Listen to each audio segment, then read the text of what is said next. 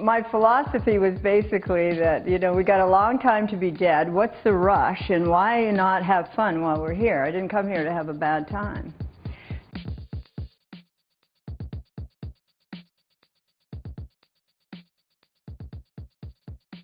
I feel like I was always a hairdresser without even knowing about it.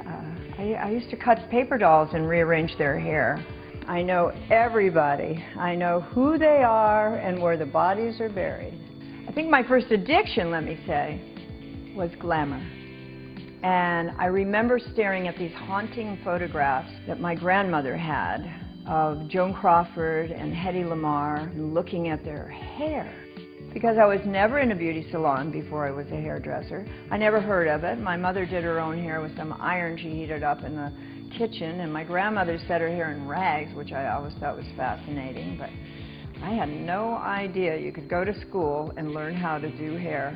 Had I known in elementary school, I would have been better off sooner. Billy, my mentor, who has me model for him in beauty school, says, "Let me show you where I'm going to work." I'm like, "Oh, okay." I still don't know anything, clueless. And we go to this salon in Beverly Hills, and there is Richard, you know, kissing Natalie Wood goodbye after he's just done her hair. Rita Hayworth is getting her nails done. And I was like, oh, I want in. What is happening here? The champagne, the palm trees, the gold mirror, it was just a party. I had to learn about the word couture. I didn't know Chanel wasn't just a perfume.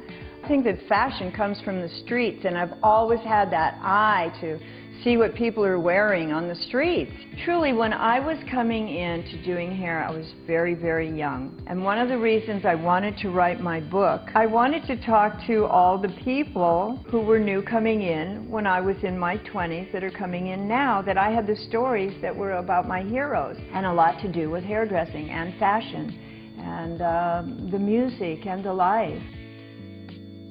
If you're in a rock band or you're telling about rock stories, you know, you're just in rock and roll. Or if you're in a movie star, you're mostly, you know, it's the film industry. If you're in political, you're in political. I had all this diversity in my hands. I knew so many people that no one person would know Iggy Pop and Nancy Reagan, but they were under my roof in my salon.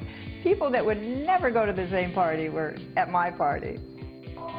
Anyway, okay, Mary, you flip your hair right straight back. Ah, yeah, there we go.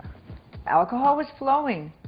You know, in 1960 and 1970, nobody had a bottle of water in their purse.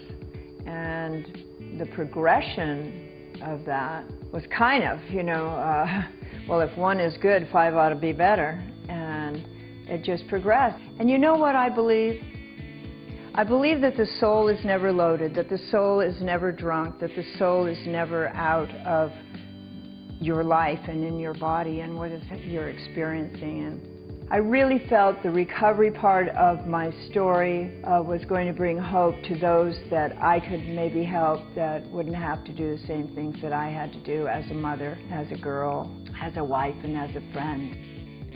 Oh, this is a great one. This is not in the book, but Groucho Marx, when I met Groucho Marx, when we were leaving, he said, "Carrie, you're all white with me."